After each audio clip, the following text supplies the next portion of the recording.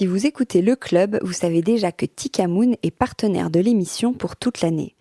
Et j'en suis ravie parce que c'est vraiment une belle marque, engagée et durable.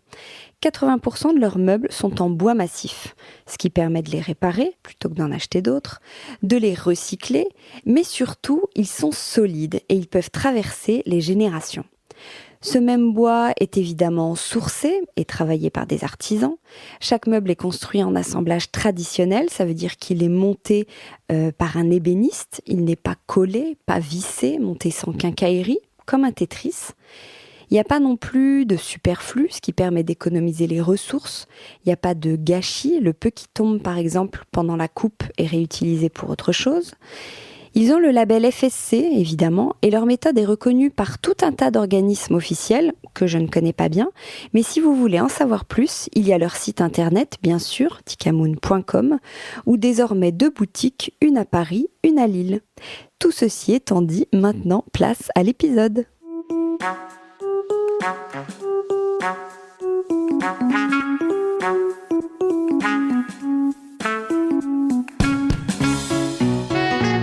Bienvenue dans Le Club, une émission de décodeurs, le podcast qui parle de celles et ceux qui font la déco aujourd'hui.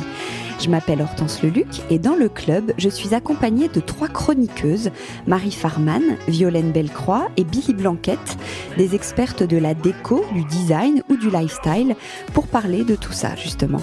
Portraits, événements, idées déco, nouveautés, écologie, projets divers et variés.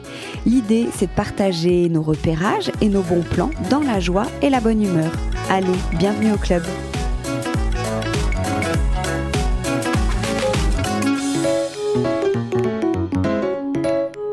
Bonjour à tous, aujourd'hui on se retrouve pour un nouvel épisode du Club, un peu spécial aujourd'hui parce qu'on enregistre avec du public, c'est un enregistrement en live pour la première fois. Alors vous ne les entendez pas mais je vais vous les faire entendre. Bonjour à toutes, bonjour les filles.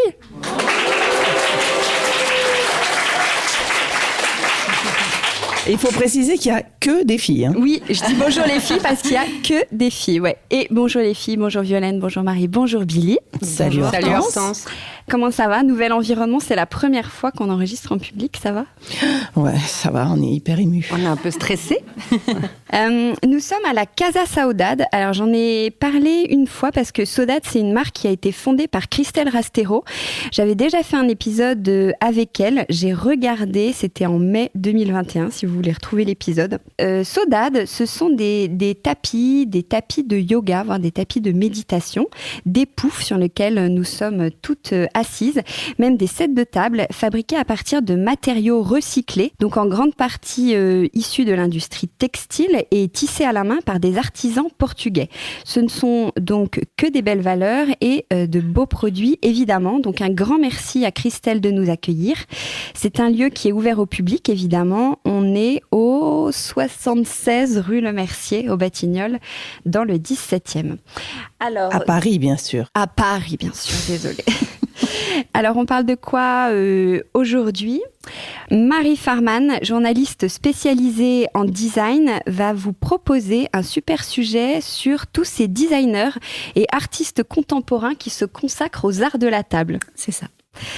Billy Blanquette, journaliste déco qui partage toutes ses jolies photos dans sa newsletter du vendredi et sur Instagram, va nous parler de nettoyage de printemps. C'est bien ça ? Du méga tri qu'on peut faire à cette période-là et par lequel je viens de passer. Génial. Et enfin, ou plutôt on commence avec Violaine Bellecroix, directrice artistique, rédactrice en chef de Marie-Claire Enfant et co-animatrice du mouvement 8 Média avec Mozinique. Je n'arrive pas à faire plus court pour te présenter. Désolée. Non, c'est très bien. Va nous parler du compost. Oui, moi je parle des déchets, c'est vachement moins glamour, mais bon, comme tu parles ménage, c'est bon. Oui, c'est bien. Et qu'on est chez Saudade et c'est du... Et du recyclage. Oui, c'est donc, non, alors c'est vrai que j'ai pas de papier aujourd'hui, mais c'est parce que c'est un sujet que je connais bien, parce que je le fais depuis longtemps. Et je vois dans la presse, le compost est obligatoire, etc. Je vois pas trop ce que ça change dans la vie, en tout cas ici à Paris et tout ça. Donc je me suis quand même un petit peu renseignée pour savoir... comment on allait vous aider à le faire, parce que pour l'instant, on est bien tout seul en face de son truc. Et surtout, je voulais vous dire que le compost, c'est le truc le plus facile de la transition écologique. C'est génial. C'est plus facile que la lessive, plus facile que de se passer de Zara, plus facile que tout. On fait ça en 3 secondes. Et donc, là, aujourd'hui, les communes sont obligées de vous aider à le faire. Mais bon, Paris, c'est très grand, donc c'est pas demain la veille que vous aurez de l'aide. Donc, je voulais vous donner un petit peu les tips pour composter chez soi ou dans une collectivité, à voir comment vous voulez l'organiser. Donc, déjà, il y a plusieurs choses qu'il faut savoir, c'est que le compost, c'est super, mais à la base, ce qui est très bien, c'est de ne pas jeter du tout. Donc, quand on fait du tri, on recycle. Mais oui. Non, mais je l'ai fait, justement. J'en suis sûre. Non, mais en fait, le truc, c'est qu'on se dit, oui, alors on composte, hop, c'est super. J'ai recyclé dans le bac jaune, hop, c'est super. Bah non. En fait, tout ça, après, c'est énergivore et on a besoin d'eau, d'énergie pour recycler votre brique de lait, voilà, c'est du boulot, etc. Donc, c'est pas parce qu'on jette que, par miracle, oui, ça sort de chez vous, mais en tout cas, c'est quand même une empreinte sur la planète. Juste, Yolène, est-ce que tu peux nous rappeler ce qu'est le compost ? Le compost, justement, c'est, on va dire, alors je suis pas chimiste, parce que c'est un procédé chimique et organique qui fait que vos déchets issus des végétaux et parfois animaux se réduisent et se retransforment en terre. Ça redevient de la terre. Bon voilà, c'est mes mots. Donc c'est l'action de quand t'es dans ta cuisine, que t'épluches tes légumes, etc. Tu gardes la peau. Tu vois, moi j'y connais rien, donc c'est pour ça que ça m'intéresse. Ça, en fait, composter, composter, c'est mettre les épluchures dans un endroit clos pour qu'elles se désintègrent et qu'elles se transforment en une matière hyper concentrée en nutriments que tu peux remettre dans tes plantes, dans ton pot, etc. Mais après, toi, oui, effectivement, il faut que tu les collectes. Donc, pour composter dans un appartement, il vous faut un petit seau. Je ne sais pas si certaines d'entre vous compostent chez elles, mais il vous faut un petit réceptacle dans la cuisine pour pouvoir mettre tes épluchures, etc. Et ensuite, tu as 3 grandes façons de composter. Soit tu compostes dans des petits bacs-sacs, fait ça, c'est un petit compost de balcon ou de fenêtre. Il n'y a pas de vers de terre, il n'y a rien. Et c'est le manque de lumière, enfin tu vois, c'est le manque de lumière et la chaleur qui fait que ça se décompose et que ça se composte. Donc ça, c'est la première façon. Ça sent pas mauvais. Alors, le compost, ça sent pas mauvais. Il y a des vers dedans, quoi. Parce que Non, elle dit qu'il n'y a pas de verre dans ceux-là. Non, enfin, il y a des verres. Dans celui-là, il n'y a pas de verre, mais les verres, ça sent pas mauvais. Non, ça sent pas mauvais, mais bon. Désintègre tout ça. Non, les verres, ça sent pas mauvais, ça aère la tête. Bon, bref, il y a ça. Mais si vous aimez pas du tout les verres, ça, c'est bien. Il peut y avoir de temps en temps quelques moucherons, mais promis, vraiment pas beaucoup. Et je vous donnerai personnellement la recette pour enlever les moucherons. Anti-moucherons. Mais je te jure, toi en plus, t'as un extérieur. Bien, mais moi j'ai envie de le faire, ça m'intéresse. Et surtout, tu réduis tes poubelles, c'est hallucinant. Parce que juste, il faut savoir quand même que tes épluchures, non, mais quand tu fais ta cuisine, si tu ne les as pas utilisées en bouillon, en chips, d'épluchures de carottes et autres pesto, ces épluchures-là, si tu les mets dans le sac poubelle où tu les mets, donc ce sac poubelle est fermé, il est récolté et ensuite il est enseveli, brûlé. Donc, enfin, je veux dire, c'est une hérésie de mettre des épluchures de carottes dans un sac plastique qui va être brûlé avec du carbone, enfin, avec du pétrole. Mais ça, c'est pas de notre faute, en fait. C'est de la faute de cette société qui nous amène à des hérésies. Voilà, maintenant, trouvons des solutions. Le compost, ce sont que des épluchures ou ça peut être autre chose ? C'est que des végétaux. Alors, pour le lombricompostage, ce sont que des végétaux. Avec les vers, que des végétaux, sauf l'ail et les épluchures de pommes de terre et les épluchures d'oignons. Facile à retenir. 3. Rien. Le petit d'appartement, là, bac-sac, ça, tu peux tout mettre. Je te conseille pas de mettre de la viande et du fromage. Rapport aux odeurs. Parce qu'en fait, c'est ça. La viande et le fromage se compostent aussi, mais beaucoup plus longtemps et ça attire les rongeurs. Donc, il vaut mieux pas le faire. Des petites souris. Voilà. Ouais. Donc ça, tu le fais pas. Non. Mais en revanche, il y a des entreprises maintenant. Il y en a une, je crois, près de Clermont-Ferrand, qui fait du compost à, tu vois, grande échelle, qui récupère tout dans les cantines, etc. Eux, ils compostent des os, de la viande, mais eux, c'est sur des terrains. Ils s'en fichent d'avoir des rongeurs. Toi, dans ton appart, c'est pas le but, tu vois. Donc, pour l'instant, on commence par les épluchures. Étape 1. Épluchures. Tu veux pas des petits vers et des rongeurs chez toi, non, non, pour les enfants, ça peut les amuser. En revanche, les vers, je vous jure que c'est rien. Moi, j'ai déjà les couches de ma fille qui sentent fort. Bah, c'est pire la couche que le verre. Non, vraiment, les verres, c'est rien. Quand tu mets des vraies couches, tu pollues alors. À chaque fois, voilà, c'est comme ça et il faut être, tu sais, nickel. Bon, bref. Et donc, vous avez soit le compostage d'appartement comme ça, soit le lombricompostage. Donc, vous pouvez acheter des verres que vous allez mettre, donc il y a un site par exemple qui s'appelle la ferme du Mota et moi j'avais fait ça dans un immeuble à Paris, donc vous allez motiver tous vos voisins s'ils sont sympas, vous leur dites il y a une place dans la cour, vous rajoutez une poubelle que vous achetez. À 5-6 familles, c'est un investissement de 70 €. Donc, c'est pas non plus énorme. Mais il faut avoir une place physique dans votre copro pour qu'il y ait une poubelle. Ça ressemble à une poubelle classique. Et à l'intérieur, il y a un réceptacle où vous mettez vos ordures. Puis là, il y a du substrat avec des verres que tu vois. Hein. Je vous mens pas, vous allez les voir. Parce que parfois, ils aiment pas un truc qui sortent. Bon, moi, franchement, je détestais ça. J'ai hyper peur des serpents. Je déteste les limaces et les vers de terre, c'est OK. Donc, je sais pas. Je dis juste que ça peut être un pas que vous pouvez faire. Après, il y a des lombricomposteurs d'appartements. Ça, c'est un peu plus technique parce qu'ils sont dans votre cuisine. Mais il y en a qui sont super bien faits.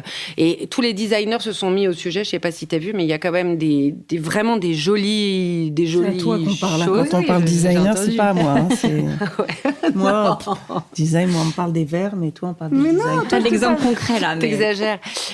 Donc voilà. Et ensuite, il y a un dernier truc qui s'appelle le bokashi. Alors, excusez-moi, là, j'ai noté quand même un truc, parce que j'ai l'air de rien faire, mais je travaille. Activateur de bokashi, donc ça, c'est les Japonais qui compostent comme ça. Et en fait, tu mets toutes tes épluchures dans un récipient fermé. Il vaut mieux acheter des récipients, faut pas faire trop de récup sur le sujet.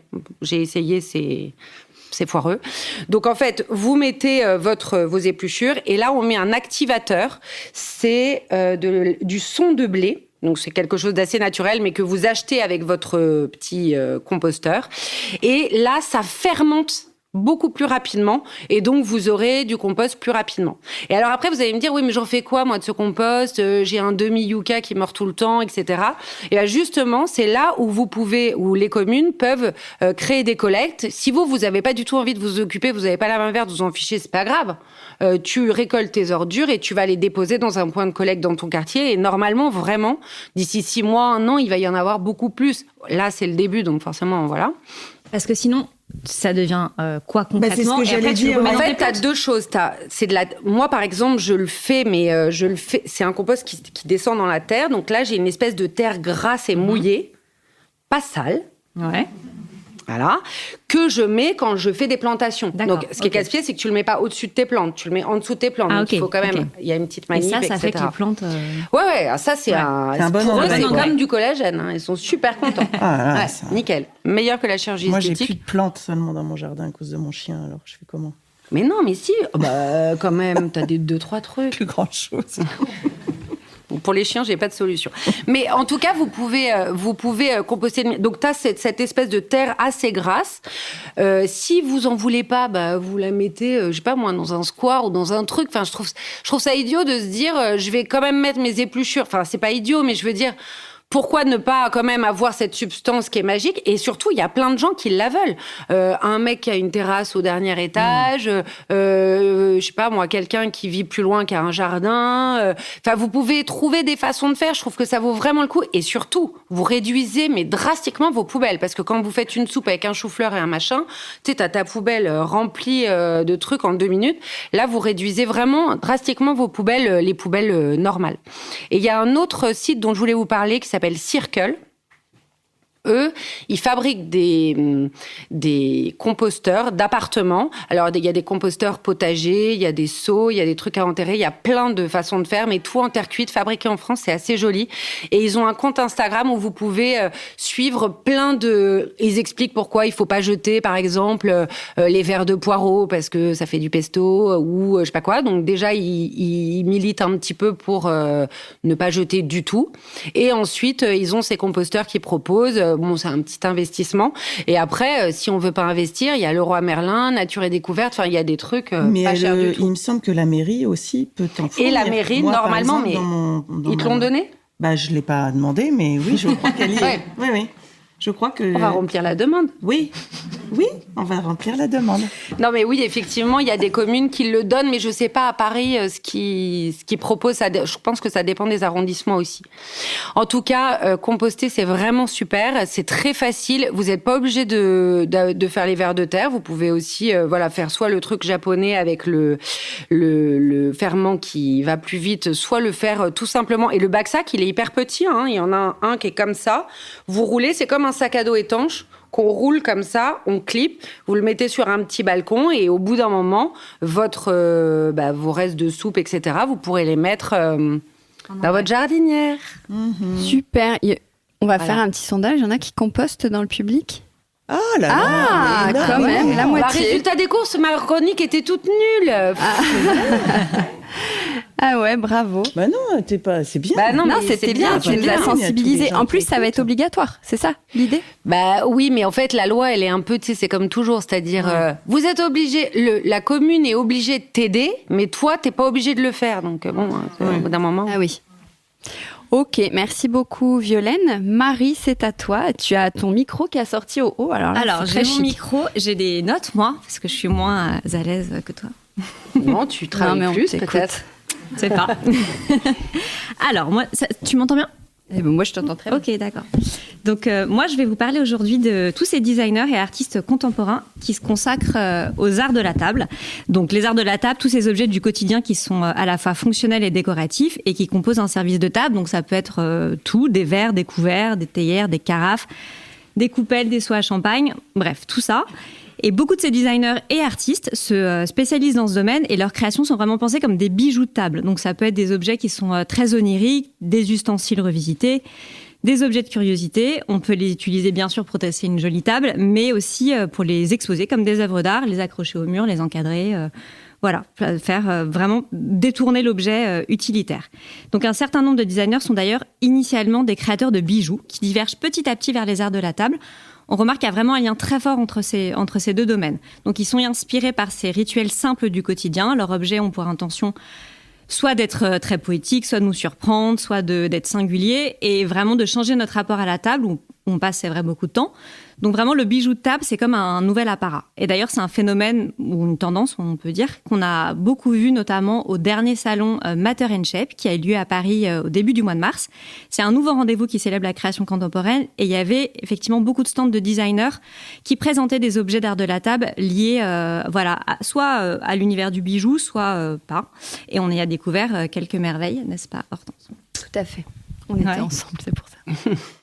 Alors d'abord, je vais vous faire vraiment un petit bref rappel historique, mais vraiment pas grand-chose, c'est juste pour raccrocher un peu la tendance.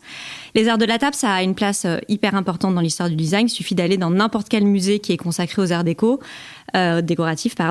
Moi, je pense à celui de Paris parce que c'est un très beau musée avec des très belles collections d'art de la table. Et là, on voit que dès le 21e siècle, les designers s'intéressent au sujet, mais vraiment en réinventant ces objets, que ça soit avec des nouveaux matériaux ou des formes qui sont moins conventionnelles. C'est un vrai domaine d'expression et qui est assez passionnant pour un designer ou pour un artiste parce que ça parle effectivement de nos habitudes alimentaires, mais aussi notre façon de recevoir. Et je voulais vous parler ce matin d'un exemple notamment qui a marqué l'histoire de l'art.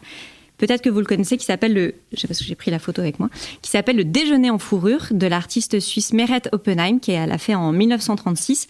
Donc, c'est un petit nécessaire de petit déjeuner avec une soucoupe, une tasse et une petite cuillère qui sont entièrement recouverts de fourrure de gazelle. Donc, quand on le voit comme ça, on est hyper attiré parce que ça a l'air hyper doux. On a envie de le toucher. Donc, elle remet vraiment en question ici nos sens, mais aussi l'utilité initiale de ces objets du quotidien que finalement, on voit tous les jours sans les voir. Et donc, c'est une œuvre qui a vraiment marqué l'histoire et qui est d'ailleurs exposée au MoMA à New York depuis. Alors, ces accessoires d'art de la table, dont s'emparent aujourd'hui beaucoup de designers, vous l'aurez compris, sont aussi des objets, je trouve, avec lesquels on peut se faire plaisir. Alors là, je vous parle de création en édition limitée, voire en pièces uniques. C'est pas des grandes séries industrialisées. C'est des objets fonctionnels qu'on peut effectivement exposer ou comme des petites œuvres d'art. Enfin, on en fait ce qu'on veut. On peut en utiliser quelques-unes, mais souvent, c'est pas très, très pratique. Donc, on peut se faire plaisir, surtout parce que c'est beaucoup plus accessible financièrement que de s'acheter du mobilier. Et petit à petit, on peut se faire une petite collection sympa sans se ruiner. Et on peut commencer par les cuillères en bois. Alors, a priori, c'est un ustensile qui est assez banal, mais il y a plein de designers qui adorent cuisiner. Peut-être aussi. Ça m'étonnerait. Travailler les cuillères en bois. Le premier qui a fait ça, qui a vraiment fait de la cuillère en bois un objet de désir, c'est le designer français Ferréol Babin, qui au départ sculptait des cuillères pour lui dans son atelier. Et puis un jour, il les poste sur son compte Instagram, et là, c'est l'emballement. Son carnet de commandes ne désemplit pas, il en vend dans le monde entier. Et elles sont sculptées dans différentes essences de bois. Il est vraiment passionné par ce sujet. C'est à la fois assez brutaliste et délicat. Il y a plein de formes, plein de fonctions. Vous pouvez aller voir d'ailleurs sur son site, il y a une rubrique qui s'appelle Spoon, où on peut un peu voir tout ce qu'il fait. Il y a une autre artiste que j'aime beaucoup qui s'appelle Alessandra Williams, qui est anglaise, enfin en tout cas elle est installée en Angleterre. Et elle s'inspire de l'artisanat africain et propose des grands couverts sculptés à la main, soit en bois de jacaranda, donc un bois assez noir, soit en pierre de jaspe léopard. C'est un verre profond assez subtil, dans un esprit qui, on peut dire, assez ethnique contemporain. C'est des grands couverts qui font à peu près 35 cm, donc c'est pas des couverts dont on va se servir pour mélanger sa salade. C'est plus des couverts qu'on va... moi, par exemple, je les ai accrochés au mur. Elle fait aussi des plats et des bougeoirs. C'est joli. C'est des tailles de couverts à salade, non ? Quoi ? C'est des tailles de couverts à salade, non ? 35 cm, non ? C'est grand quand même. C'est un peu grand. Non, mais là, c'est en bois. Je ne conseille pas de les utiliser. Mais après, si vous voulez. Et c'est pas excessivement cher, je trouve. Donc là, je vous parle des cuillères en bois, mais ça peut être les couverts dans sa globalité qui sont réinventés, réinterprétés, transcendés par ces designers et artistes contemporains. C'est aujourd'hui un exercice auquel beaucoup se prêtent et ça devient vraiment des petites sculptures, notamment les couverts à salade, mais aussi les cuillères de service. Parce que je pense que c'est des formats qui sont plus grands, où on peut avoir plus d'imagination et se laisser... On peut faire des grands formats, on peut donner des formes qui ne sont pas vraiment utiles. Et je vous ai sélectionné 2 exemples que j'aime bien. Alors, un bijoutier portugais, justement, qui s'appelle Sebastião Lobo, alors je ne sais pas si je prononce bien, qui fait de magnifiques couverts en laiton ou en argent avec des lignes très libres. Il y a beaucoup d'ondulations, c'est minimal, c'est graphique. Pour le coup, je pense que ce n'est pas très utilisable, mais voilà, il faut juste les exposer. Il y a une autre artiste contemporaine qui s'appelle, alors elle est très très à la mode, qui s'appelle Connie Valaise ou Connie Valaise, je ne sais pas exactement, qui fait aussi de la peinture. C'est vraiment une artiste qui s'est associée elle aussi avec une joaillère qui s'appelle Orit Ella Nati, que je ne connaissais pas, pour créer une collection de couverts en argent qui est parsemée de pierres et de petits diamants qu'elles ont baptisés Jardin. Elles se sont inspirées de l'époque victorienne gothique et ça donne vraiment des couverts bijoux ornés de fleurs. C'est assez chargé, c'est très romantico-délicat, gothique. Par contre, pour le coup, c'est des pièces de galerie, c'est excessivement cher, mais c'est très joli. Et c'est assez précieux parce que c'est recouvert de diamants ou de pierres précieuses. Donc ça, c'est pour un budget un peu plus élevé. Une autre typologie qu'on voit beaucoup en ce moment dans cette histoire de bijoux de table, c'est la verrerie. Alors là aussi, parfois utilisable, parfois carrément pas utilisable. Une créatrice dont on entend beaucoup parler aujourd'hui, c'est Sophie Lou Jacobsen, que vous connaissez peut-être. C'est une franco-américaine qui fait beaucoup de choses en ce moment. Elle fait notamment des ravissants verres, des verres pour boire. Elle travaille sur l'idée de poésie au quotidien. Donc l'idée, c'est vraiment de se dire que voilà, juste un verre peut vous émouvoir, que vous en serviez ou pas. Dans un autre style, peut-être que vous la connaissez aussi, c'est la danoise Elle Markdahl, je ne sais pas très bien comment on prononce non plus. Ah oui, j'adore. Qui a un univers hyper coloré, hyper onirique. Elle crée des objets en verre soufflé. C'est super joyeux, c'est un brin surréaliste. Et c'est vrai que sur une table, ça envoie quand même. Mais bon, il faut aimer les couleurs. Un autre studio, dont pareil, je suis désolée, je ne sais pas comment on prononce ça. Je vais dire Szkło. Ça veut dire le verre en polonais. Ça s'écrit comment ? Ça s'écrit S-Z-K-L-O. Mais je crois que c'est Szkło. Ouais. Donc ça... S-Z-K-Szkło. Ça veut dire le verre en polonais, si quelqu'un parle polonais. Ah. Et donc là, c'est des verres qui sont sculptés, complètement déformés. Bon, j'en ai un là, mais il faut que je le sorte. L'idée, c'est vraiment de repousser les limites de la fonctionnalité en transformant le simple fait de boire en une vraie expérience. Après, c'est plus à exposer, je trouve. C'est vraiment, même sur une petite stèle, enfin, c'est vraiment très joli. Tu peux boire quoi dedans ? Oh, tu peux boire de l'eau, du vin, mais bon, c'est pas hyper pratique. On se le cache pas. Et pour terminer, enfin pas tout à fait, je vais vous parler d'un de mes coups de cœur, mais toi aussi, je crois que tu as beaucoup aimé son travail, c'est Natalia Criado. Elle propose tout ce dont on vient de parler, des verres, des couverts, des petits objets. Elle a un travail qui est hyper délicat, qui est à la fois très intemporel et incarné, et elle est super douée. Bref, je pense que c'est vraiment un profil à suivre. C'est une jeune femme qui est d'origine colombienne, mais qui est installée à Milan. Elle a créé sa propre marque il y a une dizaine d'années, et elle aussi, initialement, elle fait du bijou. Mais là, on la découvre plus pour ses objets du quotidien, faits à la main. Donc, elle a plein de matières différentes, du laiton, du verre, des pierres précieuses, elle aussi, du marbre. Et sa vision, c'est de s'inspirer de l'héritage des formes précolombiennes, donc son pays d'origine, mais avec le raffinement et la précision du design italien, son pays d'adoption. Ça donne vraiment quelque chose de très élégant. Elle fait par exemple des petites tasses à café avec une anse en lapis-lazuli. Elle fait des couverts en laiton doré avec des formes géométriques très délicates. Elle fait aussi des petits contenants à huile d'olive, voilà, en verre, qui sont super jolis. Par exemple, mettre sur une table où tu poser ta bouteille d'huile d'olive, c'est un petit contenant. C'est vraiment super joli. Donc, je vous conseille d'aller voir son site, son Instagram, de lui acheter des pièces si vous aimez. Mais moi, je trouve que c'est quand même, je pense, un profil à suivre. Tu peux nous redire son nom ? Alors, elle s'appelle Natalia Criado. Et je vais vous donner aussi deux sites sur lesquels vous pouvez trouver des jolies choses. Alors, le premier, c'est The Obelist. Alors, ils font plein de choses, mais vous tapez vous rentrez dans l'onglet Art de la table. Là, vous allez pouvoir trouver aussi les pièces de Natalia Criado et aussi du Schlocco Studio, dont je viens de parler. Il y a d'autres designers, dont aussi la jeune designer que j'aime beaucoup, qui s'appelle Agustina Bottoni, qui fait aussi, elle, des très jolis verres. Il y a pas mal de sélections vintage, mais c'est pas trop le sujet, là. Mais voilà, très, très jolie chose. Un site beaucoup plus connu, un peu un site de référence, c'est bien sûr la Romaine Édition, en ce qui concerne tout ce qui est autour de l'art de la table. Donc, il y a beaucoup de verres, mais ça peut être aussi des petites cuillères décoratives, inspirées du jardin, des porte-couteaux. Il n'y a pas que des choses signées designers, parce que la fondatrice, elle source aussi des choses elle-même qu'elle produit. Mais il y a vraiment des belles choses intéressantes. Donc, pour terminer, je vous ai fait un petit panel d'exemples de choses que moi, j'aime bien. Mais il y en a beaucoup d'autres. Mais c'est surtout pour vous montrer cet engouement autour du bijou de table aujourd'hui. C'est un domaine où il y a vraiment plein de choses et plein de choses à faire. Et moi, j'aime bien l'idée aussi que la table, ça devienne comme une petite scène où on peut s'amuser à créer des univers, des décors oniriques et même des décors un peu surprenants. Parce que c'est vrai que ça change d'avoir un couvert dont on ne peut pas servir. Et aussi, comme je vous le disais, c'est que moi, je trouve que c'est un bon moyen de commencer à s'acheter des jolies choses de signer, pas très cher, moins cher que du mobilier, et petit à petit, se faire une petite collection. Et pour vraiment terminer, on voit que c'est quand même une tendance, un phénomène de fond, parce que il y a des grandes marques de joaillerie qui commencent à s'y mettre. Par exemple, Buccellati, la maison italienne, qui va présenter lors de la prochaine Design Week de Milan, dans quelques semaines, des objets de l'art de la table créés par la designer Patricia Urquiola, qui est une designer très connue, qui est notamment la directrice artistique de Cassina, et qui a créé toute une collection baptisée Picnic à Tahiti, d'ailleurs, en bambou et en argent. Et ils sortent ça un peu en grande pompe. Donc, ça montre aussi que finalement, les frontières entre le bijou, le design, c'est quelque chose, en ce moment, qui est assez visible et avec lesquels on peut s'amuser et trouver des petits objets pas trop chers qu'on peut s'offrir. Contrairement à plein d'autres choses en design. Oui, c'est ça. Voilà. Ah ouais, c'est une vraie tendance. J'ai fini. Merci beaucoup, Marie. Je vois qu'il y en a plein qui ont sorti leur téléphone. Alors, ça doit être pour noter tes bons plans. Les noms et on tout mettra les références.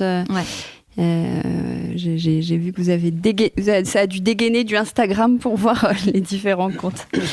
Laetitia, tu étais la 3e, donc c'est à toi. Tu vas clore en beauté. On t'écoute sur le nettoyage de printemps. Ménage de printemps.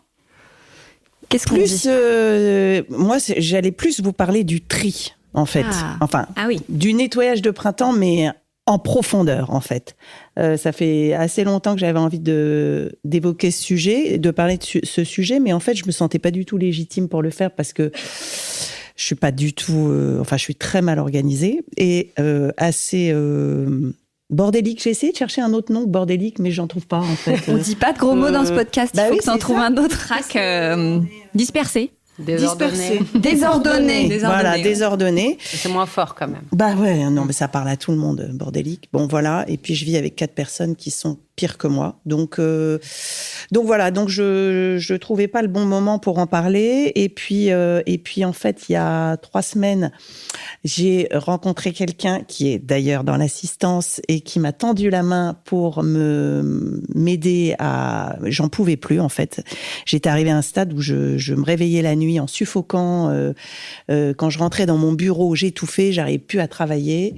Et il fallait que je fasse quelque chose, mais je n'y arrivais pas parce que je sais pas bien jeter, en fait. Manifestement, j'ai un petit problème. Donc, j'ai rencontré Claudia, qui est juste là, devant. Claudia Friot. Donc, elle, son métier, elle est home organizer. Donc, elle est vraiment là pour nous prendre la main et aider à voilà, partir dans un vrai tri. Et donc, je me dis que c'était le bon moment pour vous parler de tout ça, puisque nous sommes donc au printemps. Et voilà, donc le nettoyage de printemps, en fait, ça existe depuis très longtemps, parce que ça vient du monde agricole à la base. Enfin, ça vient du monde agricole. En fait, ça correspond à la fin d'une période, toute cette période où on a hiberné chez soi. Et pareil pour donc le monde agricole, où on laisse la place aux nouvelles récoltes, donc on nettoie tout. Les maisons où avant on se chauffait au bois, il y avait de la poussière, de la suie, donc on faisait un grand nettoyage de printemps.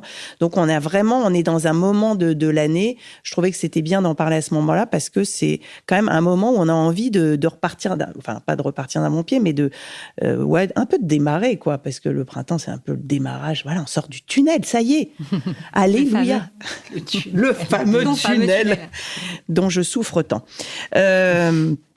Donc voilà, donc du coup, par où commencer ?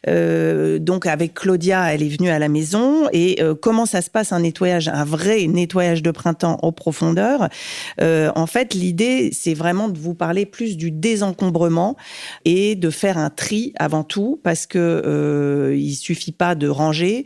Si on range, mais qu'il y a rien de trié, en fait, ça n'arrange rien du tout, et en fait le bazar reste. Déjà, donc Claudia, donc elle était OK pour que je partage un peu sa méthode. Tout d'abord, il faut commencer par un peu identifier le problème. Moi, en ce qui me concerne, effectivement, je ne dormais plus, donc il y avait un vrai problème. J'arrivais plus à travailler, surtout j'arrivais plus à rentrer dans mon bureau.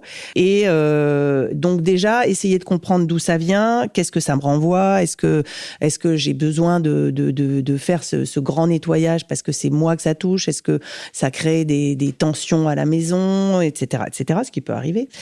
Ensuite, il faut se fixer un objectif qui est quand même atteignable, c'est-à-dire se dire, bon bah voilà, je m'attaque à une pièce, mais je le fais en tant de temps, et pas je vais faire ça en 2 heures. Non, on n'y arrivera pas, et donc on va baisser les bras d'entrée, et donc on y arrivera. Enfin voilà, ça n'aboutira pas.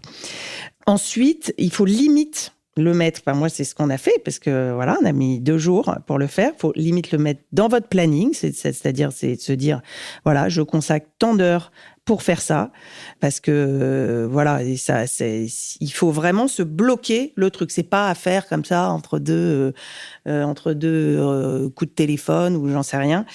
Il faut vraiment bloquer le moment, et ensuite on sort une grande table et on pose tout sur la table. C'est-à-dire que donc on se dit par exemple, allez hop, je m'attaque. Alors je reprends toujours mon bureau.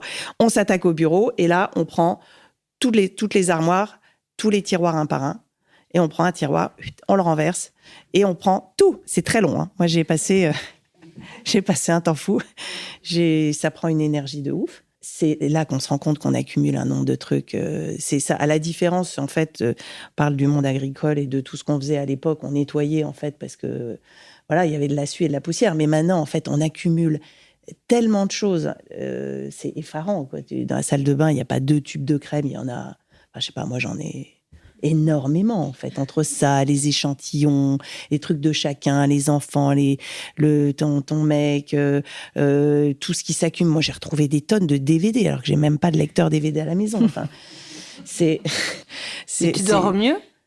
Ah bah j'ai pas. Attends, faut d'abord que je parle de ma méthode. Excuse-moi, je voulais vite savoir. Mais... Ah bah ça m'a changé. Attends, là elle ouvre les tiroirs, on en est à elle ouvre les tiroirs. Arrête, non mais c'est pas intéressant. Bien sûr. Justement. Non mais justement. Alors donc on met tout sur une table. On met tout sur une table. Et ce que j'ai bien aimé dans cette méthode, c'est que moi, j'avais déjà fait des tris comme ça, où il fallait tout bazarder, enfin, où je bazardais tout. Et moi, en fait, j'arrive pas bien à acheter.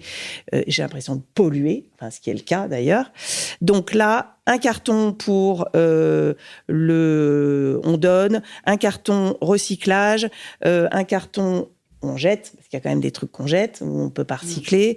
Un carton pour éventuellement revendre, mais alors là aussi, il faut se donner quand même un petit planning, parce que sinon, t'as vite fait de tout remettre dans le carton. Ah bah non, ça, je vais le vendre, ça, je vais me gagner 10 balles par-ci, 10 balles par-là et tout, puis en fait, tu les vends jamais, et 1 an après, ils sont toujours planqués derrière, dans le fond du placard, etc. Donc voilà, donc c'est vrai que ça prend quand même, tout ça prend beaucoup d'énergie. Moi, j'étais claquée le soir à chaque fois parce que c'est dur de se séparer de plein de choses. Mais au final, une fois qu'on se pose la question, est-ce que je m'en sers vraiment? Est-ce que c'est vraiment utile? Est-ce que je l'ai pas en double? Nombre de trucs qu'on peut avoir en double. Et c'est en ça que c'est bien d'être deux, parce que du coup, elle t'aide à prendre les décisions, ou tu les as prises toute seule, tes décisions? Je pense qu'au final, elle m'a aidée dans les moments où j'y arrivais pas, c'est-à-dire que je mettais discrètement tu vois, genre elle a pas vu, hop, je le garde, et puis là elle revenait, elle me dit mais attends, je comprends pas ça, on n'était pas censé le mettre ailleurs, ça te sert vraiment ce truc-là? Voilà, donc elle me rappelait à l'ordre. Mais sinon, je pense que j'ai été une bonne élève quand même. J'en avais tellement besoin que j'ai bazardé. Ça m'a fait un bien fou. Et puis coup de bol, en plus elle m'a aidé à trouver une recyclerie, donc j'étais toute contente. Alors les pauvres, je les inonde. Je pense qu'ils vont plus réussir à ouvrir leur magasin tellement j'arrive avec mes sacs tous les week-ends depuis. Mais c'est chouette de pas avoir à jeter, en fait. Parce que tu as commencé par le bureau et maintenant tu fais... j'ai fait le bureau. Ensuite, j'ai fait en fait, il y avait un espèce de couloir attenant qui sert de vestiaire. Et en fait, tout était... En fait, ça faisait les vases communicants. Donc, quand c'était pas dans le bureau, c'était dans le placard. C'était... En fait, j'étais pas du tout organisée. Et alors, en fait, c'est ça. C'est qu'une fois qu'on a trié... parce que là, je suis en train de partir dans tous les sens. Une fois qu'on a trié, on nettoie un bon coup, bien évidemment. On lave tous les placards qui sont là, qui végètent depuis un temps fou. Et ensuite, il faut organiser. Et alors ça, moi, ça a été la révolution pour moi, parce que même si ça m'était déjà arrivé de trier, alors organiser, catégoriser par truc et tout. Mais alors ça, moi, je savais pas faire, en fait. Hein. Vraiment, moi, j'en avais partout, en fait. Un coup là, puis alors, en plus, quand t'es 5 dans une maison, les gens remettent pas à leur place les trucs. Les gens. Ces gens avec qui je vis. Mais tu veux dire dans des boîtes à... Alors, alors déjà, moi, je sais pas, j'avais un espèce de placard où j'avais un peu d'électricité là, des ampoules là, des produits d'entretien là, les affaires du chien là, les bonnets là, les casquettes là. Enfin bon, c'est un peu de con, hein, peut-être que je suis la seule, hein, mais moi c'était pas du tout. Donc là, on a tout mis ensemble. Peut-être que c'est débile. Oui, mais ça c'est organisé, ce que tu viens de dire. Moi, je comprends pas. Si t'as les bonnets là, les ampoules là, c'est bien. Ah bah non. Si t'avais dit j'ai les bonnets avec les ampoules, là, il y a un problème. Là, j'avais les bonnets à côté des ampoules, qui étaient à côté des produits d'entretien, et puis là, en fait, j'ai réassemblé l'électricité. Avec le machin, avec les outils, tout ça dans le même coin. Les trucs qui me servent plus souvent devant, les trucs qui me servent moins souvent derrière, les affaires de sport dans des... Alors, elle m'a trouvé en plus des boîtes. Donc ça, c'est quand même pratique. Alors, des boîtes, on peut les acheter, mais on peut aussi les recycler. On peut trouver... Il faut faire attention à ce qu'on dit ici. Moi, je dis jamais rien, t'exagères. Mais non, je rigole. Non, mais on peut trouver des boîtes qu'on peut recouvrir de papier peint faut essayer de faire des jolis trucs pour que quand on ouvre un placard, en fait, ça soit agréable et que... Alors, elle m'a fait mettre des petites étiquettes aussi dessus. Voilà. Comme ça, tout le monde, maintenant, peut savoir où se trouvent les bonnets, etc., etc. Donc, vraiment, voilà, catégoriser, bien ranger, bien organisé. Et ensuite, alors... On dort, on est bien. Ah bah non, ensuite il faut maintenir le maintien. Et pas remplacer par ce que tu as jeté. Tu vois ce que je veux dire? Pas quoi, aller rechercher dans la poubelle, tu veux dire? Non, à racheter des trucs que tu remets dans les... Ouais, alors là je fais hyper attention parce qu'il y a des trucs, je vois qu'il y a des trucs qui commencent à réentrer à la maison et là mais je t'as me vu dis... quand tu fais le tri, t'as vachement plus de mal à faire re-rentrer des trucs chez toi. Ah bah oui. Moi, je trouve ça hyper vertueux. Bah oui, c'est vrai qu'en plus, quand t'es journaliste, t'as tendance à quand même recevoir des petits trucs, des petits machins. Les enfants, ils arrivent tous les jours avec des nouveaux trucs. Enfin, c'est surtout les enfants. Ouais, non, moi j'ai beaucoup de trucs aussi. Ouais, non. Donc voilà. Donc du coup, une place pour chaque chose et que chaque chose a sa place. En fait, ça c'est une maxime qui est quand même super que j'essaye de suivre depuis et j'y arrive. Hein, ça fait 3 semaines. Et je suis hyper contente et c'est marrant parce que tout le monde est hyper content depuis. On est tout content de remettre les choses à leur place. Est-ce que tu as fait ta cuisine aussi? Ah non. Alors je vais attaquer. Ça c'est le prochain coup là, la cuisine. Gros sujet. Ouais.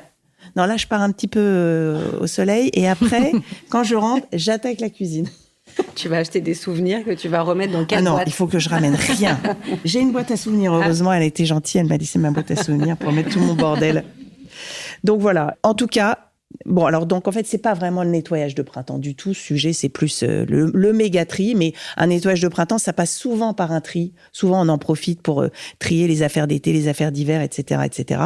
Si vous vous sentez l'âme de le faire toute seule, allez-y, foncez. Moi ça m'a enlevé un poids, mais je n'imaginais pas à quel point ça me ferait du bien comme ça.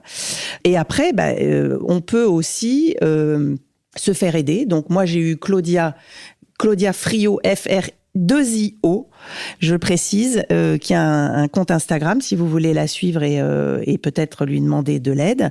Il y a Caroline Vatelet aussi qui fait ça, avec qui j'ai écrit donc mon livre Toi et moi, qui vient vous aider à réharmoniser votre maison par la même occasion. Il y a aussi un compte qui s'appelle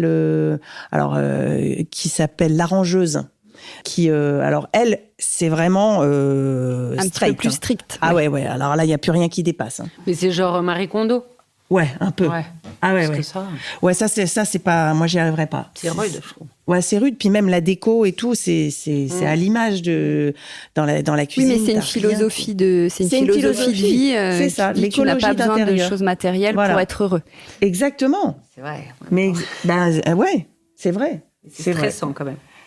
Mais bon, après, voilà, il y a 2 poids, 2 mesures. On n'est pas obligé d'en arriver là si c'est pas dans notre tempérament. Donc voilà. Donc, écoutez, bon nettoyage de printemps, les filles. Et tu feras ta prochaine chronique sur la cuisine. Ah ouais, je pourrais faire la cuisine Un la vrai prochaine sujet, fois. un rangement de cuisine. Ouais. Je pourrais mettre des trucs au compost par la même occasion. Ranger mes arts de la table. Mais je sais, j'en ai pas des masses, moi, les arts de la table. Voilà, tu vas remplir tes tiroirs avec ce que je t'ai donné. Ah ouais, ça y est. C'est toi en fait Voilà. qui nous fait remplir. Mais oui. Avec un mix. Bon, merci beaucoup les filles pour vos sujets variés et intéressants. Merci beaucoup au public pour leur écoute attentive. Merci beaucoup. Merci, Hortense. Au revoir. À bientôt. Au revoir.